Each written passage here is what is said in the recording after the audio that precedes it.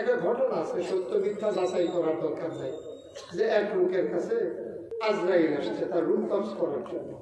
রুহ কবজ করার জন্য আজরাইল এসে পড়ে এটা আগে নিয়ত করে রাখছে, আজরাইল আইলে আজরাইলে যদি কোনো মতে খাতির করে ঘুম ছড়াই দিতাম পারি তাইলে তো আমার টাইম একটু মারবো।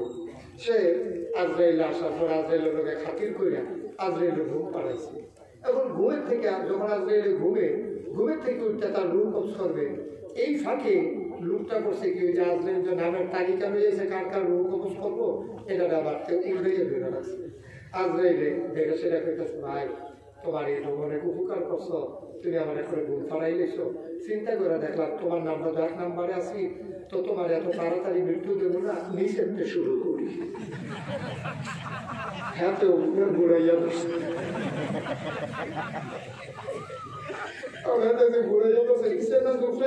তার নাম ওর নিচে গেছে। আল্লাহ তাআলা কারে কেমনে নিয়ে যায় বুঝা বড়ই মুশকিল। আল্লাহ তাআলা যখন যাবে নিয়ে যাবে, এটাই হচ্ছে ফায়সালা। বন্ধুগণ, আজকে আমরা সেই মানুষগুলোর কথা শুনবো যেই মানুষগুলো দুনিয়ায় থাকতে জান্নাতের সুসংবাদ পেয়ে গেছে। সুবহানাল্লাহ বলবেন না? তারা কি কাজ করে জান্নাতের সুসংবাদ পাইলো জানতে মন চায়? কথা বলে জানতে মন চায়? আমরা জান্নাতের সুসংবাদ দুনিয়া থাকতে পাইলাম না পাই, যেহেতু এই ব্যবস্থা নাই, অন্তত যেন এই ব্যবস্থা করে যেন যেতে পারি, এটার একটা চিন্তা আমরা করতে চাই। আল্লাহ যেন কবুল করে সবাই তোরা আমিন। এমনই একজন জান্নাতের সুসংবাদ প্রাপ্ত মানুষ, তার নাম হলো হযরত ওমর। সুবহানাল্লাহ বলবেন না? কি নাম তার? কথা বলতে হবে সবাই, কি নাম তার? ওনার নাম হচ্ছে হযরত ওমর। বড়ই জালালি মেজাজের লোক ছিলেন এই হযরত ওমর রাদিয়াল্লাহু তাআলা আনহু। এত সুন্দর মানুষ ছিলেন। নবীজি একদিন কয়, ওমর রে, তোর জীবনের চরিত্রটা, তোর সিরতটা আমি যাচাই বাছাই করে দেখেছি, সম্পূর্ণ নবুয়তি ছিল। সুবহানাল্লাহ বলবেন? যে একজন নবীদের যে বৈশিষ্ট্য থাকে, গুণাবলী থাকে, আল্লাহ তোর চরিত্রের ভিতরে সবগুলো দান করছে। সাহসিকতা, হৃদয়তা, ঐকান্তিকতা, ভালোবাসা, অকৃত্রিমতা, সব কিছু আল্লাহ তোরে দান করছে। কিন্তু আনা খাতামুন নবিয়্যিন লা নবিয়্য বা'দা, আমি হলাম সর্বশেষ নবী, আমার পরে আর নবী নাই। ওমর রে, আমার পরে যদি নবীয়তের দরজা খোলা থাকতো, তোরে আমি উম্মতের ভিতরে যেমন পাইছি না, অবশ্যই আমার পরে তুমি ওমর নবী হইতে। সুবহানাল্লাহ। আল্লাহ তাআলার উদাহরণটা এত নিয়ামত দিয়েছে। একটা মজার ঘটনা ওই দিন পাইলাম, যে হযরত ওমর রাদিয়াল্লাহু তাআলা রাস্তা দিয়ে হাঁটতেছে, এমন সময় আমার নবীজিকে তার 9 জন বিবি একসাথে গাড়াও দিয়া ধরছে। কয়জন? কথা বল, আপনি কইতেন না কয়জন? কয়জন? উনি চিন্তা করতেছে একজন বলে যেই বিপদে আছি, মারাত্মক টেনশন, ঘরে তারা যদি বলে 9 জন, এখন কিন্তু জ্বরে আমার, এই চিন্তা আমার মাথায় না, দিন বাজে বন্ধু দূর হবে। আরে নবীজির বিবি 9 জন, কয়জন? 9 জন বিবি নবীজি ঘরের ভিতরে গেছে করে গাড়াও দিয়া ধরছে। রাসূলুল্লাহ, আমরা কিছু আবদার আছে। কি আপনার? আপনি যখন আয়েশার ঘরে থাকেন, তখন মানুষ আপনার হাদিয়া দেয়, তোফা দেয়, আপনি অনেক হাদিয়া টাদিয়া পান, আয়েশা আরাম করে রাখেন। আপনি আজকে মসজিদে নববীর ভিতরে দাঁড়াইয়া পড়বেন, আমাদেরও কিছু জিনিস লাগবে। আমাদের ঘরে একটা খেজুর পাতার পাটি, একটা তুষক লাগবে, নরম বিছানা লাগবে, চাদর লাগবে, বালিশ লাগবে। আরেকজন কইতে আছে, ইয়া রাসূলুল্লাহ, আমার ঘরে বাসন লাগবে, পেয়ালা লাগবে, ডুবানি চামচ লাগবে। আরেকজন কই, ইয়া রাসূলুল্লাহ, আমার ঘরে দেখছি লাগবে, এইভাবে চলে না সংসার। আরেকজন কইতেছে, ইয়া রাসূলুল্লাহ, আমার ঘরে আরো এরকম জিনিসপত্র লাগবে। এক একজন এক এক আবদার করতে আছে। নবীজি কয়, তোমরা কি শুরু করছো? আমি কি বিয়ের সময় তোমরা কই নাই যে আমার ঘরের ভিতরে সুখ থাকবে, সম্পদ থাকবে? ঠিক কিনা কর? কথা না করে তো বাস করা যাবে না। ঠিক কিনা কর? খাউনটা ভালোই না, শাহিদারি করে মজা আছে। আর খাউনটা যদি এখন লাড়ে সাড়ে শাহিদারি ঘুরান দিয়ে যে দিদিছে রেডি হয়েছে, সে তো দৌড় আনতে খাইতে পারে না, কিছু নমান লইয়া বইয়া দিয়েছে। শাহিদারে ভাত খাওয়াইলে খাইয়া ফুচা টুচা রেডি হইয়া থাকো, শাহিদার জন্য কম লাগে সরি আইতে রেডি হয়েছে, ইয়ারা লাইনটা বড় তো, এখন নতুন করে দিতে আছে। এই গিয়ে রইল খাউনটা, আমরা রইলেন খাউনটা, আমি রইলাম শাহিদা। ঠিক কিনা কম? কথাটা তেমন লাগে, টান দিয়া পেয়ে যাবেন না। আর যেটা দেয় এটা লড়ে চলে যায় না, তোরা বলু কি কয়জন বিবি কয়জন সবাই মিলে আবদার করছে এক একটা জিনিস লাগবে নবীজি ভদ্র মানুষ সুবহানাল্লাহ বলবেন না নবীর বিবিগণ কয় কইছেন তো ঠিক আছে কিন্তু জিবরাইল আমার কাছে গোপন খবর আছে জিবরাইল আপনার ইয়া কইছে যে ইয়া রাসূলুল্লাহ আপনি যদি চান তাহলে উহুদের পাহাড়টা সকালবেলা উঠে দেখে স্বর্ণ হয়ে রয়েছে আপনি না করছেন কিন্তু আপনি দুধের থাকলেও তো স্বর্ণ হয়ে দেখে আমরা এই কাছে কাইটা করে রেখে দিলে চলে গেল খরচুরে করে খাইলাম আপনি না করছেন কিন্তু আমরা তো শিখাইছি তো ভালো লাগছেন না তোমরা যতই বলো হবে না আমি পুরো চাহিদা পূরণ করতে পারবো না যতটুকু আছে আলহামদুলিল্লাহ না থাকলে নাই তো ভালো লাগছেন না এখন এখানে কিন্তু নবীর উম্মতের সম্পর্ক না এখানে হলো স্বামী স্ত্রীর সম্পর্ক নবী হলেন স্বামী আমাদের আম্মাগণ হলেন স্ত্রী তো স্ত্রীর যদি স্বামীর কাছে না কই কইব কার কাছে কারণ আপনি যদি আমার ওয়াইফ আমার সকালবেলা বাজার করে রয়ে আপনি যদি এখান থেকে বইয়া কর কি মহিলা এই নাহিসের হিসাব লোক বাজার করতে তো নাহিসের হিসাবে যেহেতু একজনের স্বামী ওনার তো কেউ বলবেই সুতরাং এটা দোষের কথা না এখন আপনার কাছে মনে হইতেছে হুজুর রেখে হারা দিল বাজারের লেগিয়া এখন যদি না কয় তাহলে সংসার চলবে না ঠিক কিনা কর এখন নবীজির সাথে তো তাদের স্বামী স্ত্রীর সম্পর্ক তারা তো সেই আনন্দ ঘন পরিবেশের কথা কইতে আছে নবীজি কইতেছে দেখো কোনোভাবে আমি পারবো না তারা কথা না দিয়া আপনি দেখা থেকে বেরিয়ে নিতে সুবহানাল্লাহ বলবেন আপনি একটা ওয়াদা কইরা তারপরে উঠতে হইবে এর আগে উঠে উঠিবে নবীজি কইতে সত্যি কারণটা সংসর্ণগরের বুদ্ধি চলে না লাউডে ঘোরা মিল কেন কত জায়গার খাবার শেষ কিন্তু নবীজি তো ভদ্র মানুষ নবীজি যদি একটা লোক যারা রাখি গেছে তো দিয়ে না কিন্তু নবীজি এই কাজ করতে পারেন না সুবহানাল্লাহ বলবেন না নবীজি ভদ্র মানুষের মতো বুঝাইতে আছে নবীজি মনে মনে দোয়া করতেছে আল্লাহ তোমার কাছে সাহায্য চাইলে না বলে তুমি সাহায্য দাও আমার দেবে তারা ব্যাংকে ধরলাম উঠতে দেখতে পারি না তুমি খুব সুবহানাল্লাহ বলবেন না আল্লাহর কাছে চাইলে আল্লাহ দেয় নাকি দেয় না আল্লাহ কি কুদরত নবীর ঘরের পিছন দিকে হযরত উমর আইয়া গলা ধরা দিছে ডাক দিয়া আসসালামু আলাইকা ইয়া রাসূলুল্লাহ আমরা অনুমতি দিলে বড় ঢুকতাম খালি উমরের আওয়াজটা শুনি না আমাদের আম্মা ঘর উঠে দিছে দৌড় নবীজিরে ডাক দেয়া ইয়া রাসূলুল্লাহ উমর ডাক দেয়া ইয়া রাসূল আমি কি আসবো হ্যাঁ তুমি আমার ঘরে আসবা আমার অনুমতি লাগে নাকি আসো উমর যখন ঢুকছে দেখে যে আম্মা বোন দৌড় দিতে আছে উমর ডাক দেয়া ইয়া রাসূলুল্লাহ এই যে দৌড় দিয়ে গেল তারা কারা কয় যে তারা বলে তোমার আম্মা তারা আমার স্ত্রীগণ তোমাদের আম্মা তারা বিভিন্ন দাবি দাওয়া নিয়ে আসছিল তাই নাকি কখন এবার নবীজি ডাক হজরত উমর ডাক দেয়া কয় হ্যাঁ আম্মাগণ ডরাইবেন নবীরে না ডরাইয়া ঢুকাইতেছেন আমার সুবহানাল্লাহ বলবেন আমারই ভয় বাদ করে ডরাইতে তো আমার নবীজির দুজাহানের বাদশাহ নবী ওনার সাথে বসে বসে কথা বলতেছে আর আমার ভয় পাইতেছে এটা কেমন কথা নবীজি মুস্কি হাসি দিয়া কয় ওমর তোমার কি শুধু আমার বিবিগণ ডরায় তোমার তো শয়তান সুবহানাল্লাহ বলছেন কি ওমর হযরত ওমর রাদিয়াল্লাহু তাআলা আনহু অবন্ধু মন দিয়ে শোনো রে বাবা আল আবু বকর সিদ্দিকের যখন ইন্তেকাল হয়ে গেল ইন্তেকালের আগে আবু বকর সিদ্দিক চিন্তা করলেন আমার পরে কে খলিফা হবে মক্কার একজন জ্ঞানী মানুষ ছিলেন ওনার নাম হইল আব্দুর রহমান ইবনে আউফ বড় সরল মানুষ ছিলেন আব্দুর রহমান ইবনে আউফকে ওই আবু বকর সিদ্দিক ডাক দিয়া অন্দর মহলে ঢুকাইছে পাঁচশোরাল রুমে ঢুকাইয়া আবু বকর সিদ্দিক কয় আব্দুর রহমান আমার বোধহয় সময় ঘনিয়ে এলো আমি বোধহয় আর দুনিয়াতে বেশি দিন বাঁচবো না চলেই যাওয়া লাগবে মনে হয় দুনিয়া থেকে আব্দুর রহমান আমার পরে খলিফা হিসেবে আপনি কি চিন্তা করেন আব্দুর রহমান মুচকি হাসি দিয়ে কয় এই ব্যাপারে আপনি আমার চাইতে বেশি চিন্তা রাখেন আমার জিজ্ঞাসা আপনি আমি কি বুঝি আমি সহজ সরল মানুষ নিশ্চয়ই আপনি চিন্তা করছেন আপনি কি চিন্তা করছেন আবু বকর সিদ্দিক আব্দুর রহমান আমি চিন্তা করছি আমার পরে হযরত ওমর খলিফা হইলে কেমন হয় সুবহানাল্লাহ বলবেন না আব্দুর রহমান ইবনে আউফ কয় না আপনার পরে যদি উমরকে খলিফা বানান উমর তো খুব সেটা খুব রাগ আপনার পরে যদি ওনারে খলিফা বানায় আমরা সবাই মিললাম তুমি তো ফিটটা একটা সাকর বানিয়ে দেবে কিন্তু তারে পারে যে দায়িত্ব নয় তারে না দেখে চালিব বেনাবাজি দেখে দৌড়া ঘুরে দিয়ে লাগবো কারো যা কারবার দেখবো কি যে হইব মদিনা না এটা নিয়ে টেনশন করতে আছে। হযরত আবু বকর সিদ্দিক চোখের পানি ছেড়ে দিলেন, ডাক দেয়া কয়, ও আব্দুর রহমান, আমি সেই মানুষ, বেশি দুর্বল মানুষ, নরম মানুষ, আমি আবু বকরের নরম মানুষ।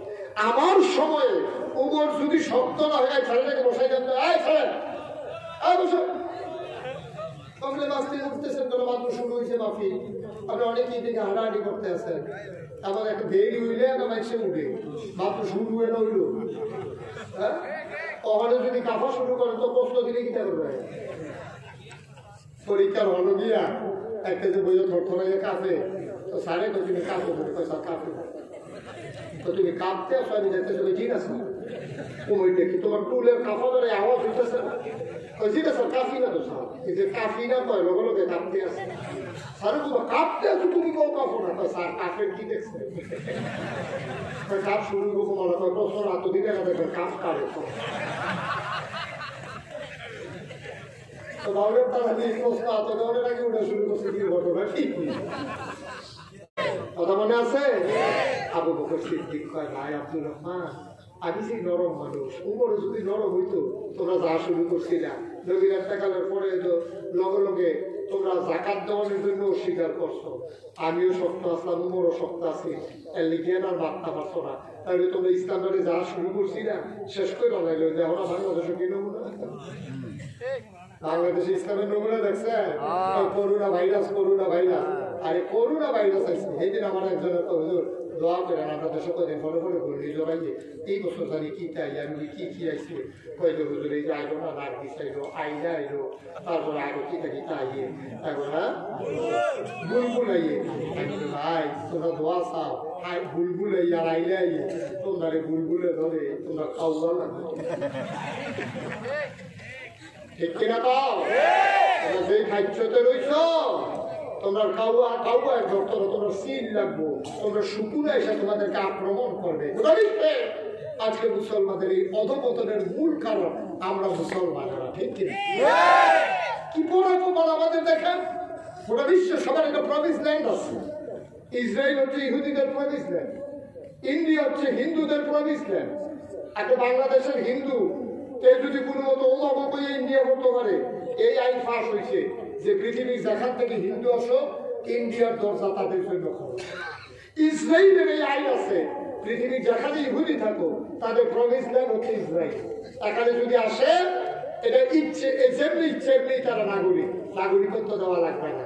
খ্রিস্টানদের প্রভিন্স ল্যান্ড তারা নিরাপদ জায়গা মনে করে, ভ্যাটিকান সিটি যেটা ইটালিতে, এটাকে তাদের নিরাপদ আশ্রয় মনে করে।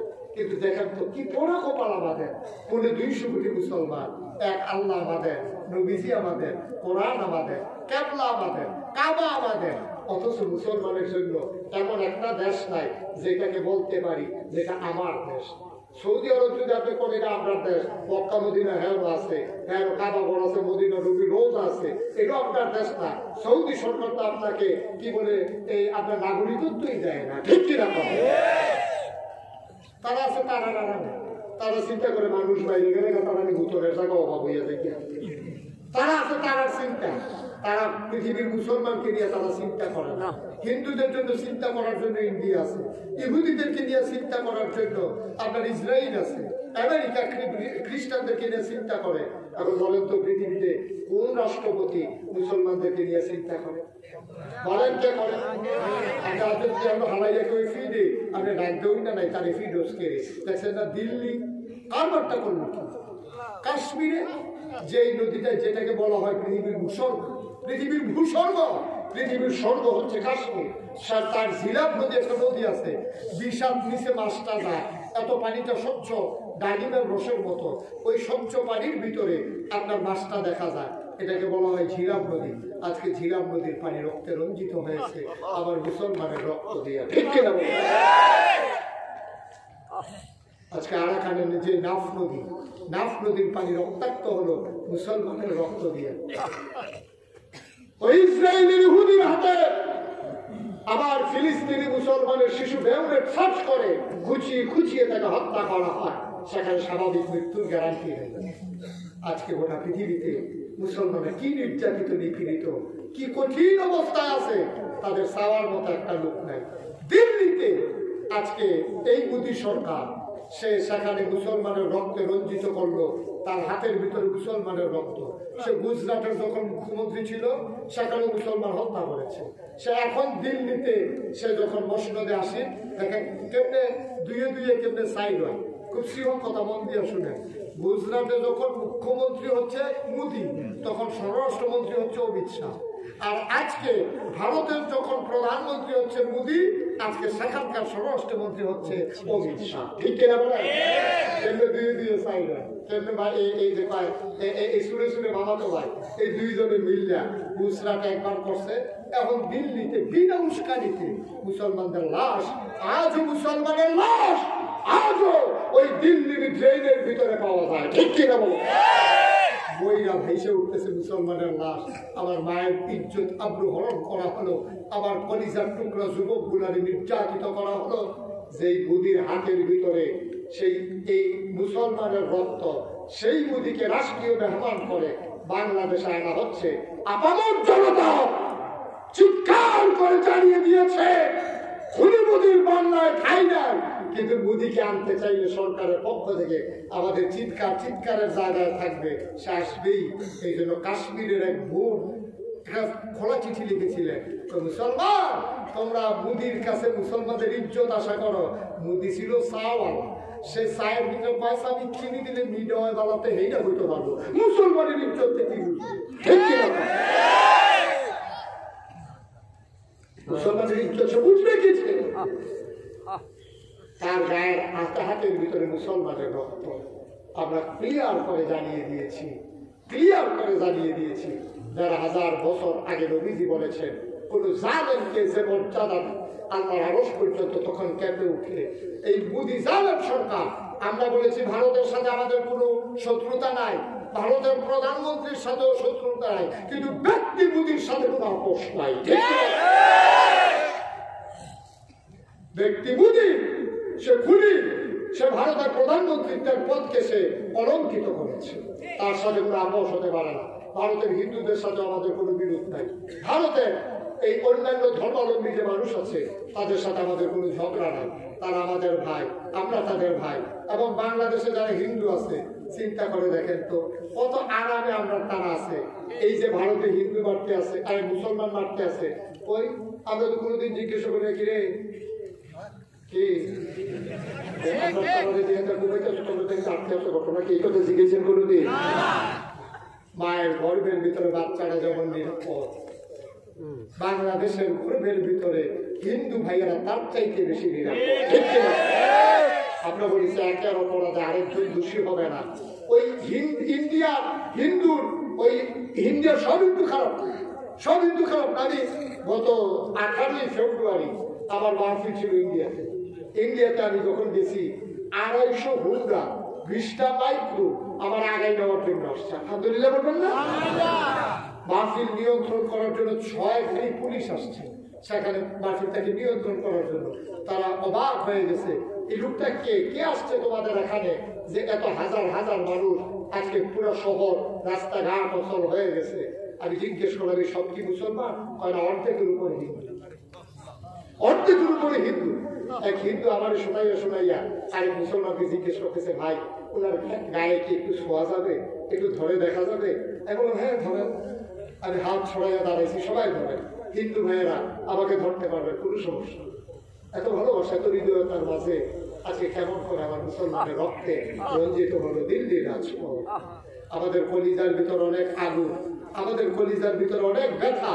আমরা চাই না সেই ব্যথা নিয়ে, সেই ব্যথার মাঝে নুনের সিটা হিসাবে, কাটা ঘায়ের নুনের সিটি হিসাবে মোদী এই দেশে এসে সে রাষ্ট্রীয় মর্যাদা পেয়ে যায়। কোন মুসলমানের দেশে যখন মুসলমান বরদাস্ত করতে পারে না।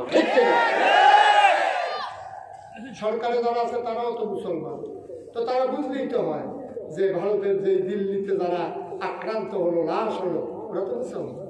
বন্ধু, আজকে লম্বা সময় কথা বলবো না, হৃদয় বড়ই ভারাক্রান্ত। কিন্তু শেষ করার আগে আমরা কেউ উঠবো না। আজকে একেবারে মন থেকে একটা কথা বলি আপনাদেরকে, 26 বছর ধরে তো ওয়াজ করি, 26 বছর হয়েছে আমার ওয়াজের জীবন। আমি অনেক মাহফিলে যাই, অনেক জায়গায় পা রাখি, আমি পা দিলেই বুঝতে পারি মাহফিলটার হাল কেমন। আজকে বাউরা মাহফিলে কদম রেখে আমার মন সাক্ষী দিয়েছে আজকের মাহফিল কবুল, আল্লাহ কবুল করে দিয়েছে।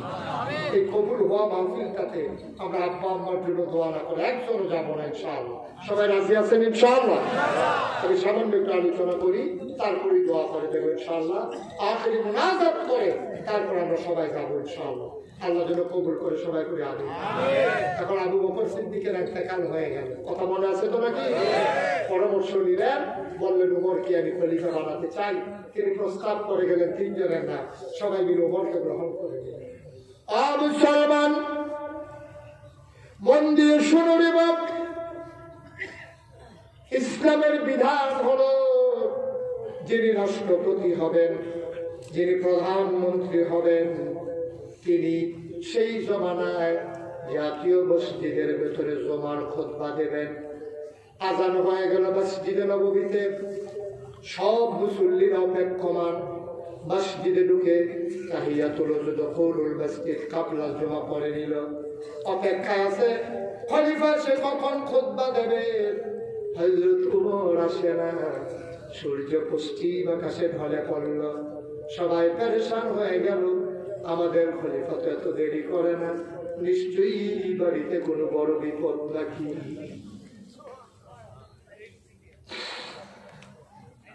মুরব্বি সাহাবারা সবাই মিলে একজন যুবককে বললেন, যাও তুমি দৌড়ে যাও খলিফার বাড়িতে, দেখো কি ঘটনা।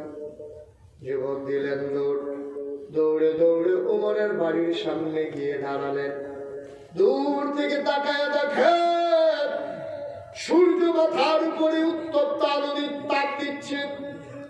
মনে হয় বালুগুলো এমন গরম হয়ে গেছে, ধানটা দিলে ক্ষয় হয়ে যাবে, চালটা দিলে বুড়ি হয়ে যাবে।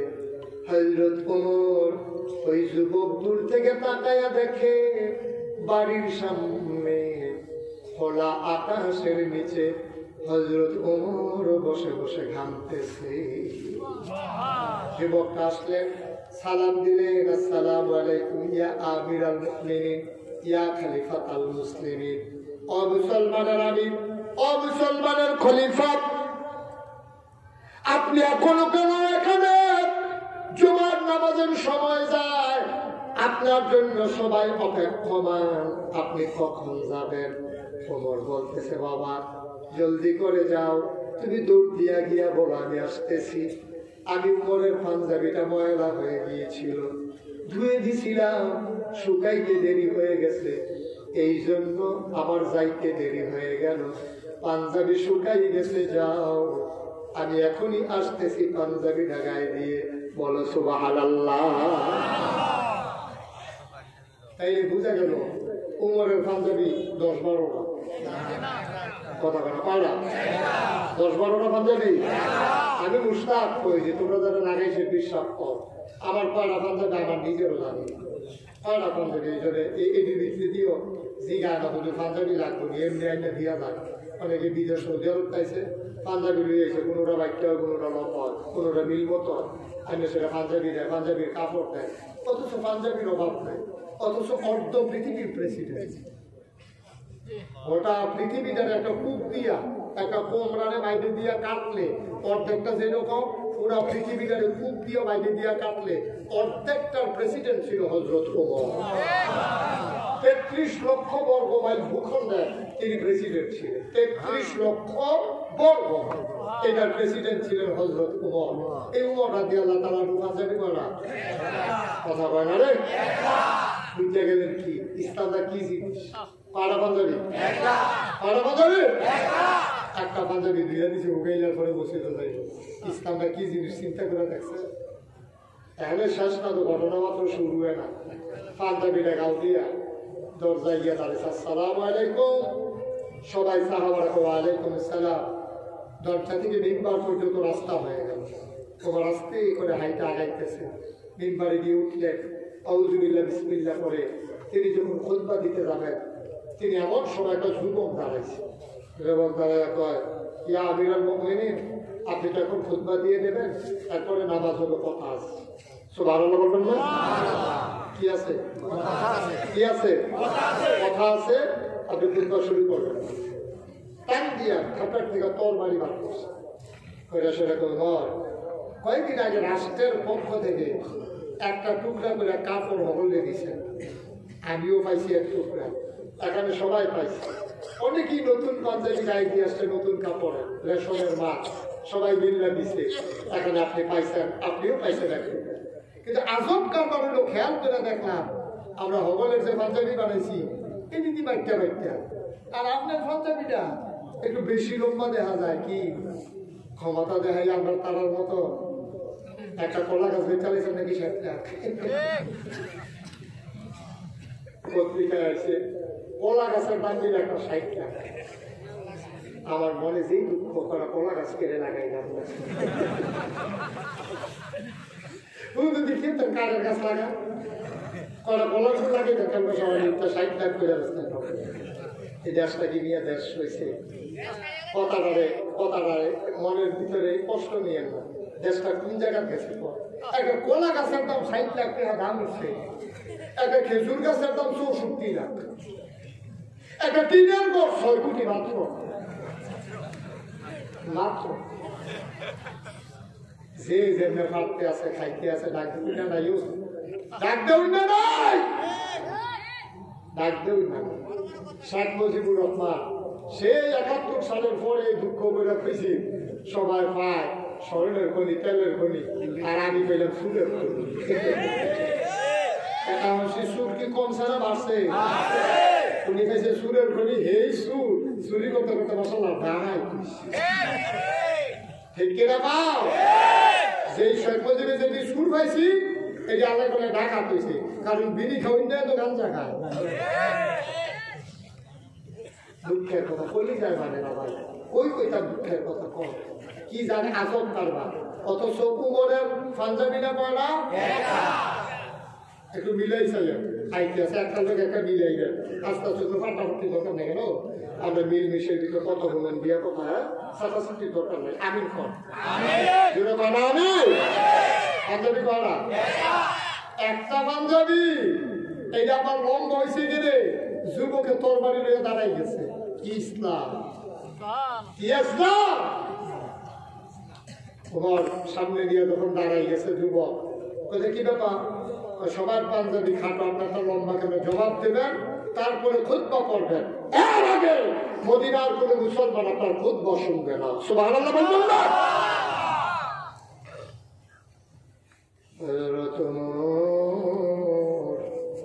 চুপ করে দাঁড়িয়ে গেলেন, গাল বেয়ে টপ টপ করে উমরের পানি পড়ে।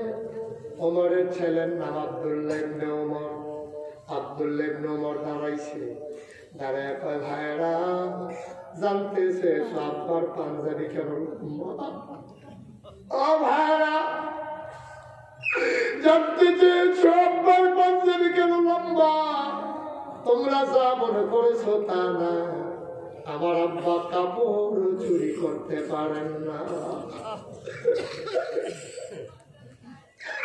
তোমরা যদি বলে আমার আব্বা কাপড় চুরি করেছে, আমি আব্বার বড় সন্তান না, আমার আব্বা কাপড় চুর না। তোমরা যদি মনে করো আমার আব্বা ক্ষমতা দেখাইয়া কাপড় ধমক দিয়ে বেশি নিছে, এইটাও তোমরা মনে করিল না, আমার আব্বা ধমক দিয়া কাপড় নেওয়ার মানুষ না।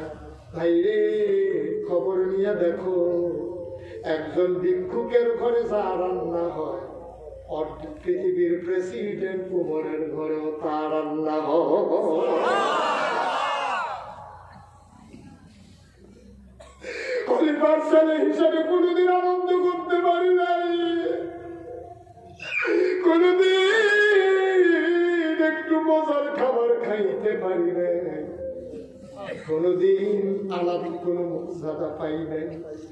আমার আব্বা কাপড় চুন্ন, তোমরা যা মনে করেছো তা না। মদিনার মুসলমান কয় তুমি কান্না থামাও, তোমার আব্বা কাপড় শুন না এটা মুখে বললে হবে না, প্রমাণ দাও। তোমার আব্বার পাঞ্জাবি লম্বা হইল কেমনে? সাফাই গাওয়ার দরকার নেই তো, প্রমাণ দাও। পাঞ্জাবি যে লম্বা এটা তো সত্য, তো লম্বা হইল কেমনে? এমনি তো হয় নাই, নিশ্চয়ই কাপড় বেশি দিছে। ঘটনা কি? আব্দুল্লাহ ইবনে ওমর ডাক দিয়া কয়, ভাইয়ারা কাপড় তো আব্বা পাইছে এক টুকরা, আমি আব্বার সন্তান হিসাবে পাইছি, আমি পাইছি আর এক টুকরা। আমাদের ঘরে কাপড় গেছে 2 টুকরা। রাষ্ট্রীয় আইনে সবাই সমান অধিকার। আমার আব্বাও পাইছে 1 টুকরা, আমিও পাইছি 1 টুকরা।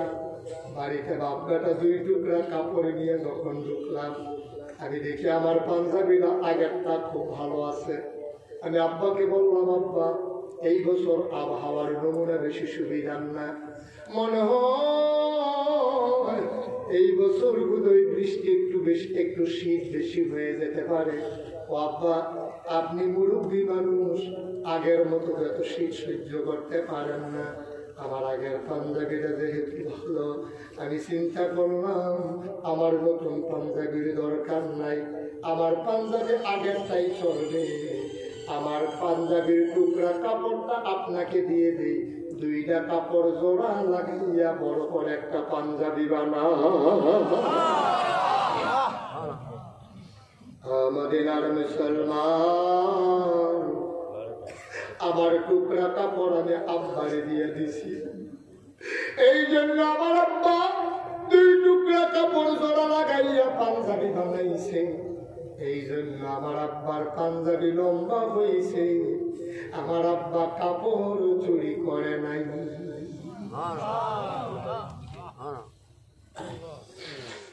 মদিনার মুসলমান কয়, ওমর আপনি খুতবা দেন, নামাজ শুরু করেন। ওমর চিৎকার করে কয়, না, তোমাদের যেমন কথা আছে আমি ওমরেরও তো কথা আছে। যেমন আমার আটকাই দিছ, নামাজ পড়াইতে দাও না, আমারও তো কথা আছে। বললেই নামাজ পড়াই ফেলবো, আমারও কথা আছে। মদিনার মুসলমান কয়, ওমর আপনার কি কথা? আমার কথা হলো, যুবকটা কই? যেই যুবক তোর বাড়ি কই আমার শাসাইছে, ওই যুবক না কই? যুবক লাভ দিয়া দাঁড়াইছে, আমিরাল মুমিনিন, আমি সেই যুবক।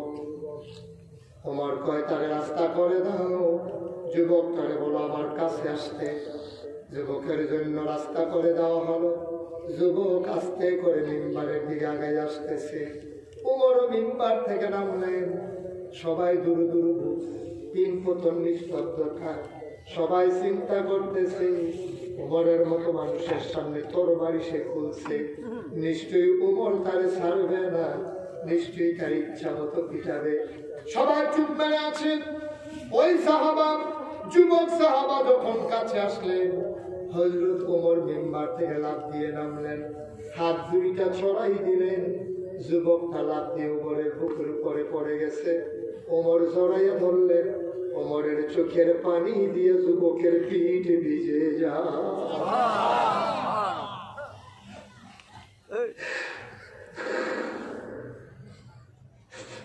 যুবকের চোখের পানি দিয়ে ওমরের বুক ভিজে যায়।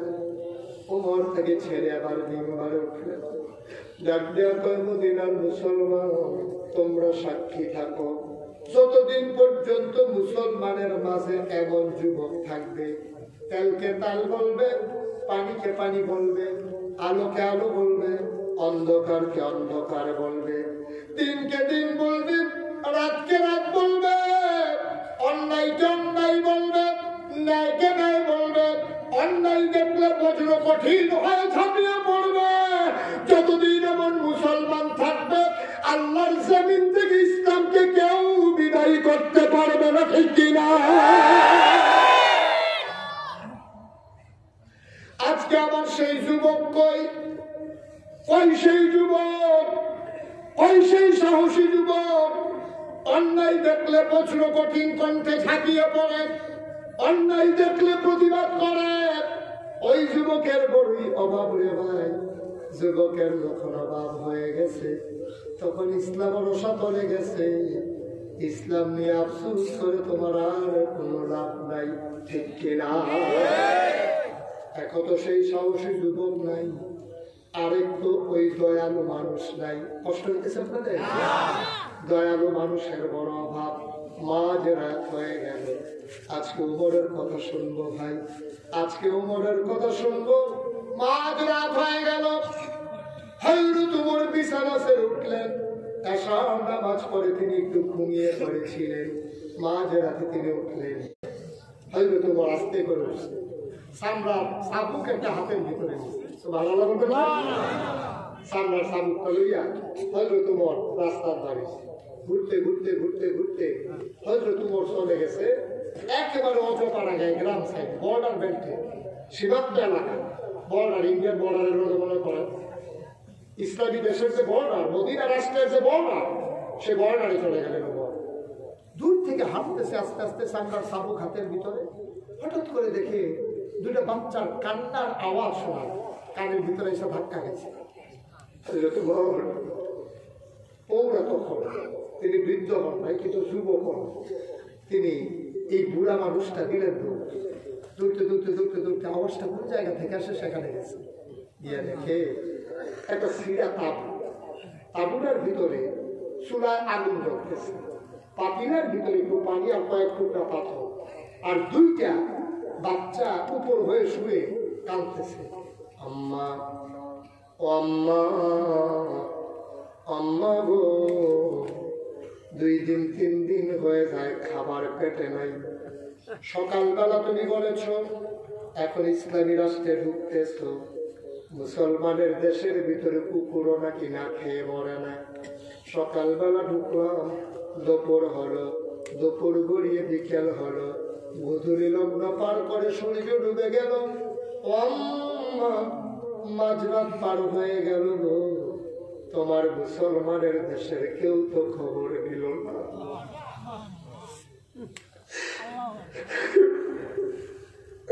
খবর দিল না গো আল্লাহ,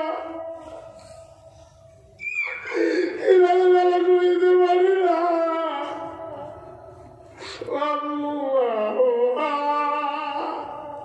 খবর দাও, না গেলে বাঁচব না গো আল্লাহ। মহিলারা চুলার ভিতরে আগুন ধরাইয়া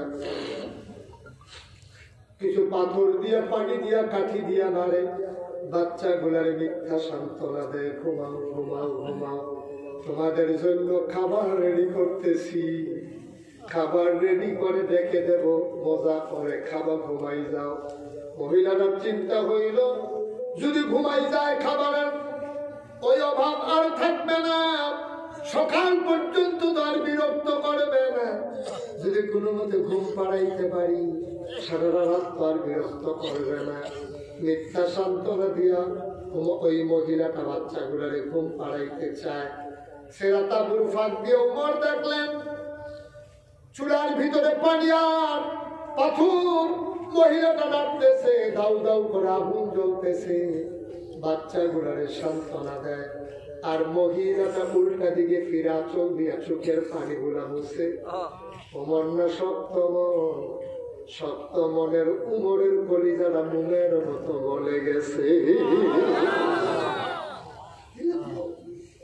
দৌড়তে দৌড়তে দৌড়তে দৌড়তে মদিনায় যেখানে বুড়াও আছে, খাবারের বুড়াও, সে দরজায় নামালো, দারোয়ানকে ডাকলে দরজা খুলে দিল। ওমর বলতেছে বস্তার ভিতর আটা করো, পাকা খেজুর দাও, শাকসবজি দাও, সব দেওয়া হলো। বস্তা বললো বস্তার মুখ বেঁধে দাও। বস্তার মুখ যখন বাঁধা হলো দেখে যে 3-4 জন কর্মচারী পিছন দিকে দাঁড়িয়ে গেছে। বলতে তোমরা কারা? তাহলে প্রজাতন্ত্রের কর্মচারী, আমরা ইসলামী রাষ্ট্রের কর্মচারী। কেন? আমি তো তোমাদেরকে ডাকি নাই। ওই ডাকতে হবে কেন? আমরা তো দেখছি বস্তার ভিতরে আটা ঢুকাইতেছে, সেটা নিশ্চয়ই কোথাও নিয়ে যাওয়া লাগবে, আমরা মাথায় করে নিয়ে যাবো, এই জন্য আসছি। ওমর পায় না, এই আটার বস্তা তো কারো মাথায় দেওয়া যাবে না। সুবহানাল্লাহ বলবেন না? বললেন কি তো কে দেবে? আমি দেবো। সুবহানাল্লাহ বলবেন না? অর্ধ পৃথিবীর প্রেসিডেন্ট উমর ডাক দিয়া কয় কেউ নেবে না, এই আটার বস্তা নেবে উমর। কর্মচারীরা কয় এটা কেমন কথা? আটার বস্তা আপনি নেবেন অর্থ পৃথিবীর প্রেসিডেন্ট, এটা কেমন কথা বললেন আপনি? কি লাভ হবে চাকরি করে আমরা?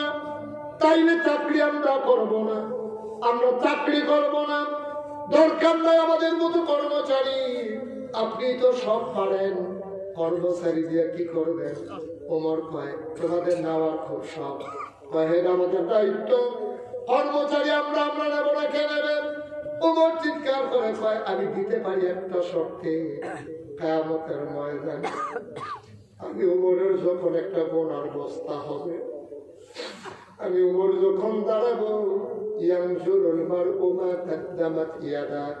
প্রতিটি মানুষ যখন তার আমল নামা হাতে দেওয়া হবে, আমি উমরের আমল নামা যখন হাতে দেওয়া হবে, আমার তো গোনার একটা বোঝা হবে। এই গোনার বোঝাটা কিয়ামতের ময়দানে যে নিতে রাজি হবা, ওই মানুষটার মাথায় আমি আজকে আটার বস্তা উঠিয়ে দেব। কেউ তার আগায় না, আমার কাছে জানতাম কেউ আগাবা না। গোনার ঘাটতি কেউ নিতে চাও না, গোনার বোঝা কেউ কাউকে নিতে চাও না, কেন আজকে আটার বস্তা নিতে চাও?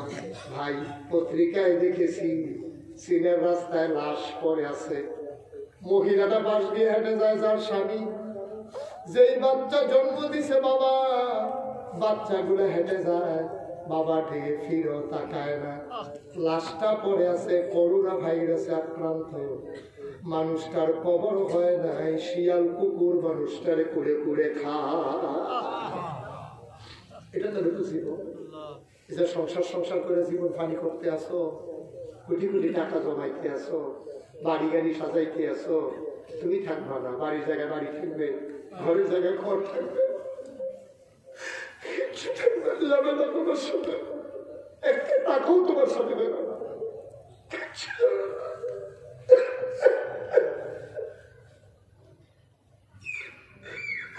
কি করবো বাড়ি দিয়া, কি করবো গাড়ি দিয়া? আজকে যদি তুমি করোনা ভাইরাসে আক্রান্ত হও, তোমার বিবি তোমারে ছুঁয়ে দেখবে না, কপালে হাত দিয়ে দেখবে না তোমার জ্বর বাড়ছে না কমছে, কারণ এটা ছোঁয়াচে রূপ। তোমার গায়ে হাত দিলে তোমার বিবির করোনা ভাইরাস হয়ে যাবে, তোমার গায়ে হাত দিলে ছেলের করোনা ভাইরাস আক্রান্ত হবে। এই জন্য কেউ তোমার গায়ে হাত দিয়েও দেখবে না বাবার জ্বর কেমন।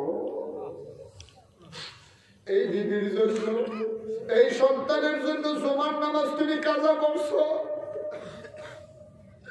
এই বিবির জন্য তুমি ফাইল আটকাইয়া ঘুষ খাইছো, এই সন্তানের ভবিষ্যতের কথা চিন্তা করে তুমি সুদে টাকা লাগাইছো। কই তোমার সন্তান? তোমার কাছেও তো আসে না, বাবার গায়ে কেমন জ্বর তোমার দেখতেও তো তোমার সন্তান একবারের জন্য আসে না, ঠিক কিনা? তোমার জানতাম রে, জানতাম কেউ আসবে না আমার এই বস্তা দিতে, আমাদের ময়দানে গোলার বস্তা ঢুকার কেউ নিবে না, আজকে আটার বস্তাও কেন মাথায় আমি দেবো না।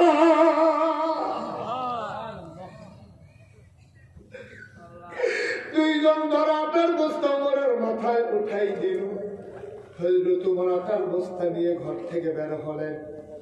আকাশে চতুর্দশী পূর্ণিমার চাঁদ হাসে, চারটা লজ্জা পাইয়া মেঘের আড়ালে লুকাই গেল। চারটা আল্লাহরে ডাক দেবে, আল্লাহ আর কি দেখাইবা?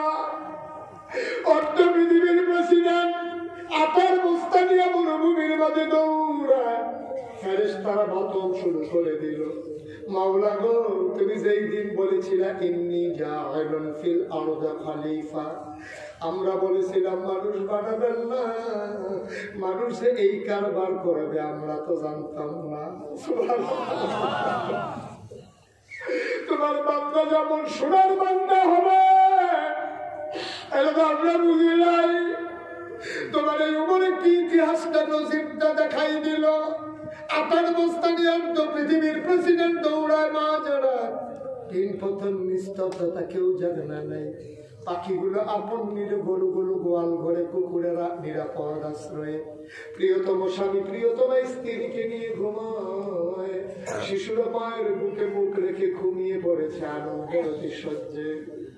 কেউ জাগে না নাই ভাই, একটা শিশির বিন্দু যদি টিনের চালে পরে ঠক ঠক আওয়াজ শোনা যায়,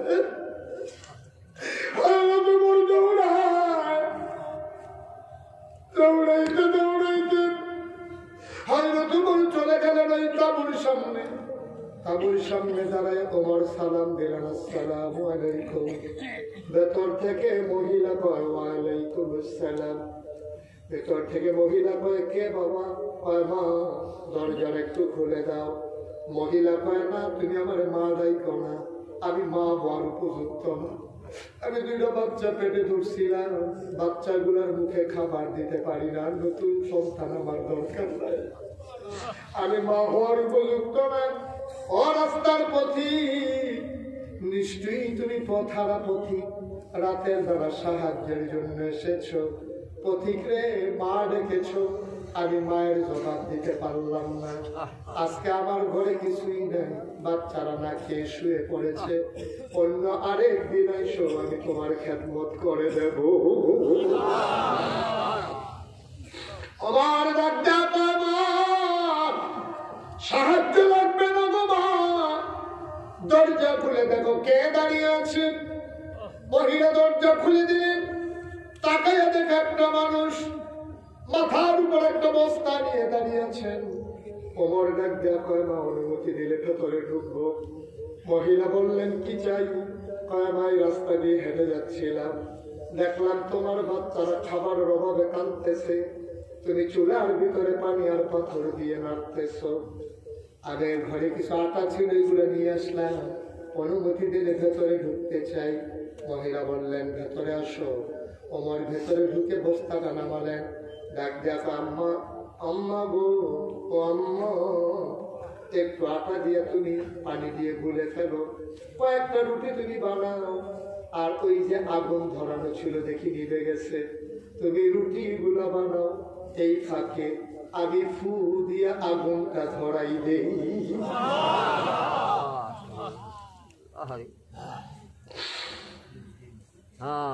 মুখরোচক কোনো ইতিহাস না, বানানো কোনো গল্প না, জোর করে লেখা কোনো কাহিনী না, বাস্তব ঘটনা শুনো। অর্ধ পৃথিবীর প্রেসিডেন্ট ভিখারিনী মায়ের চুলার ভিতরে ফু দিয়ে আগুন ধরা। রুটি বানানো হলো, হযরত ওমর তায়ের ভিতরে রুটিগুলা দেয়, উল্টাইয়া উল্টাইয়া দুইটা রুটি বানানো হলো। ওমর কয়, মা, তুমি কি বলো? আমার ভাইদেরকে ডেকে উঠাই একটু খাওয়াই দেই রুটি। উঠাও দেখি। ডাকা হলো, উঠো, খাবার রেডি। বাচ্চাগুলা লাফ দিয়ে উঠলো। ওমর কয়, আমি টুকরা রুটি আর খেজুরের বিচি ফেলে খেজুর দিয়ে যখন বাচ্চার মুখে নিলাম, আমি মুখে নেই এক হাতে, এক বাচ্চার কাছে, সাথে সাথে আমার হাতের কাছে দুইটা মুখ চলে আসে। আমি হাত বাড়াই, একটা মুখ না, দুইটা মুখ চলে আসে। আমি একজনকে ধরে আরেকজনের মুখে দেই, আবার আরেকজনকে ধরে আরেকজনের মুখে দেই। এইভাবে দুইটা রুটি আমি খাওয়ালাম। কুকুর খাবার নিয়ে কারাকারি করতে দেখি নাই, বাচ্চারা খাবার নিয়ে যেমনি কারাকারি শুরু করেছে। তোমার বাচ্চাদের মুখে খাবার দেয়, আর এক হাতে চোখের পানি গুলো মুছে, গাল বেয়ে বেয়ে পানি পড়ে। মহিলারা খেয়াল করছে মানুষটা কান্দে। মহিলারা আবার ডাক দিয়া কয়, তুমি কি? আমি জানি না, তোমার নাম ঠিকানা জানি না, তোমার পরিচয় কি তাও জানি না, তবে একটা কথা আমার আছে, তোমার মতো মানুষ থাকতে মদিনার প্রেসিডেন্ট ওমর হইল কেমনে? তোমার মতো মানুষ থাকতে ওমর কেমনে খলিফা হয়? মদিনার মানুষ কি তোমার চিনল না? তোমার মতো সোনার মানুষ থাকতে ওমরকে তারা খলিফা বানায়। সকালবেলা ঢুকলাম, এই পর্যন্ত ওমরের খবর নেই। ওমরের মতো সত্য মন, ওমরের মতো দায়িত্বহীন মানুষ তারে কে খলিফা বানাইছে আগামীকাল সকালবেলা মদিনার মানুষকে ঘুরে ঘুরে বলবো সবাই মিলে যেন তোমারে খলিফা বানাই দেয়। ওমর কয় মা ও মা এই ব্যাপারে কথা বন্ধ করো গো মা, এখন কথার দরকার নাই, তুমি আগামীকালকে সকালবেলায় উমরের দরবারে আইসো, উমরের সাথে আমার বড় খাতির,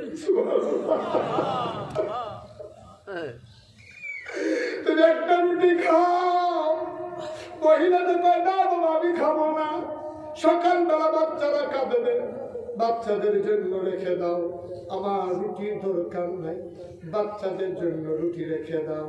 হয় না মা তুমি খাও, টেনশন করো না গো মা, আমার সাথে যখন পরিচয় হয়েছে আগামীকালকে খলিফার দরবারে আইসো, সেখানে আমি থাকবো, তোমার জন্য মাসিক রেশনের ব্যবস্থা করে দেব।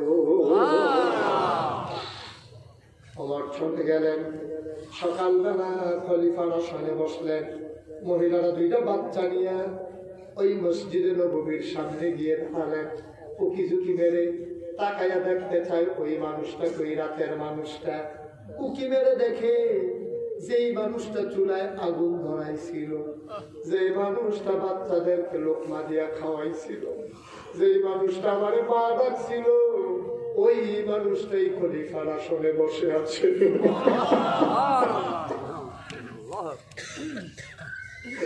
মহিলারা উঠে দিছে তো, ভয় পেয়ে গেছে। আমি উমরকে গালিগালাজ করলাম, আর এইটাই দেখি উমর, রাতের মানুষটাই তো উমর। মহিলা দিছে তো, উমরের নজর পড়ে গেছে, তোমার লাভ দিয়া বের হয়ে গেছে। মহিলার সামনে দাঁড়াইয়া কয় মা ও মা তুমি কি আমাকে মাফ করতে পারো নাই গো মা? তোমার খোঁজ কেন দিতে পারলাম না, তুমি কি আমাকে মাফ করতে পারো নাই? তুমি এখন কেন চলে যাও গো মা? পিটাইতে মন চাইলে আমি চাবুক এনে দিচ্ছি, আমারে পিটাও। গালাগালি চাইলে মন চাইলে আরো গালাগালি করো। ও আম্মা তোমার পায়ে ধরি, তুমি এই গোলামকে কিয়ামতের ময়দানে আসামি বানাইও না। শাস্তি দিতে মন চাইলে এখন নাও, পিটাইতে মন চাইলে এখন পিটাও। কিয়ামতের ময়দানে আমার শাস্তি দিও না গো আম্মা, আমার বিরুদ্ধে বিচার দিও না। ও আম্মা আসলেও তো খারাপ মানুষ আমি, সকালবেলা তুমি ঢুকলা কেন আমি সাথে সাথে খবর নিতে পারলাম না? ও বাউরার মুসলমান, ও মোহাম্মদপুরের মুসলমান, ও মোহনপুরের মুসলমান, ও এলাহাবাদের মুসলমান, ও বিহার মন্ডলের মুসলমান, ও এলাকার মুসলমান, সুটনার মুসলমান, ও ধরি পুষ্করণীর মুসলমান, মন দিয়ে শোনো রে বাপ, আমি মুশতাক ফয়েজি এসেছিলাম, আমি বলে গেলাম আর কোনোদিন যদি মুশতাক ফয়েজি বাউরার জমিনে না আসে, আর কোনোদিন যদি তোমাদেরকে না ডাকে, বলে রাখবা আমি এসেছিলাম। আমি বলে গেলাম মায়া বিদায় হয়ে গেছে, ইসলাম আজকে ধ্বংস হয়ে গেছে, মুসলমান হবে বিশাল হৃদয়ের, তার সামনে কোন মানুষ দাঁড়াবে হাত পেতে আর তারে ফিরাই দেবে এমন মুসলমান আমরা দেখতে চাই না, ঠিক কিনা? ভিক্ষুক যদি দরজায় দাঁড়ায় খালি হাতে ফিরাবা না, মুসলমান তোমার যা তৌফিক আছে তাই দিয়ে দেবা। একজন খ্রিস্টান এসেছে নবীর দরবারে, এসে কয় ইয়া রাসূলুল্লাহ আপনি নাকি বড় দয়ালু। কয় কে বলেছে? কয় সবাই কয় আপনার দয়া নাকি অনেক বেশি। নবীজি মুচকি হেসে কয় সামান্য একটু দয়া আছে, আমি দয়া দেখতে চাই, আপনি এক ওট বোঝাই করা সম্পদ আমাকে দিতে হবে। আল্লাহ নবী কয় বসো দেখি কি ব্যবস্থা করা যায়। নবী ডাকলেন দুটো উট নিয়ে আসো, দুটো উট আনা হলো, বোঝাই করা হলো সম্পদ দিয়ে। নবীজি মুচকি হেসে কয় খ্রিস্টান রে চাইছিল এক ওট বোঝাই মাল, দিয়ে দিলাম দুই ওট বোঝাই মাল। সেই মুসলমান আমরা কি করবেন সম্পদ দিয়া? দুই হাতে বিলাবে, দুই হাতে বিলাবে, আল্লাহ ভাই লাগাবে, নিয়ে কুলাইতে পারবেন না ইনশাআল্লাহ, ঠিক কি রকম? হযরত উমরের মতো মানুষ পঞ্চ পৃথিবীর প্রেসিডেন্ট কি মেহনতরা করলো চিন্তা করেন তো আপনার জীবনে এরকম একটা ঘটনা আপনার 5 ছেলে বিদেশ 5টা কম্বল আলমারির উপরে জামাই বমিটা একটা গাও দিছে এটাও নাই যাবে তো গরম লাগে ভালো লাগে তা লাগে এটা কাট করে হালাই গেছে এটা গুলিটা দিয়ে হালাই যা পাতলা কথা গাও দিয়ে জামাই বমিটা নাই কম্বল দিয়ে চাইয়া মুসকি হাসে বাস হাত পায় কত গাও দিয়ে যাবে দেখতে পারি বুঝছে যখন পাইছে আপনারা গাড়ি বসে কত হয়ে নিয়ে বেরিয়েছে শীতে থরথর করে কাঁপে রাইতের 12টার সময় একটা কম্বল লইয়ে গিয়ে কেউ দিবে না গো আমার 5টা ফুট আমি কয়টার গাও দেয় 5 ফুটে 5টা কম্বল আছে গাও তুমি আমার ফুটের লেগে দোয়া করো এই কম্বলটা তোমার দিয়া গেলাম বেরিয়ে আইস দিয়া চোখের পানিটা সাইডা দিয়া আল্লাহ কই আছে একটা ডাক দিব একটা বড় দোয়াই দুনিয়াতে আর কি আছে ঠিক কিনা তুমি জান্নাত বিচারণের লেগে যদিও ঘুরবা খাজুর খাও সৌদের উঠে ঘুরবা খাজুর খাচ্ছে আরেকবারে দেখি তো খান জান্নাতি ফল ভিতরে ঢুকাই দিতেছে ফুল লইয়ে গেছে গাড়ি থেকে মাথা জান্নাতি ফল খায় করা বছর উমরা করে সেটা কি একসাথে ওমরা করতে গিয়ে পাত্তর মিতা থেকে ধরে আল্লাহ এই 2-3 সময় যে গোলা করে আইছি এটি ভাত করে দেখে আসি আবার এক বছর পরে গোলা করে আইতে আসি ভাত ফল করা শোনা বসে না কথা শুনে না কেন আমিন কর কষ্ট হইতেছে না ছেড়ে দেওয়া দরকার আর সামান্য একটু কথা হইল প্রতি বছর তো এখানে আসি আমি প্রত্যেক বছর আমার ডাক্তার ভাই আমি বলেছি ডাক্তার সাহেব আমার আপন ভাইয়ের থেকে বেশি বলবেন আমিও বলেছি আমরা তো 5 ভাই আপনি 1 ভাই মিলে 6 ভাই আলহামদুলিল্লাহ বলবেন না আমার খুব অন্তরঙ্গ মানুষ আমার একেবারে হৃদয়ের মানুষ আলহামদুলিল্লাহ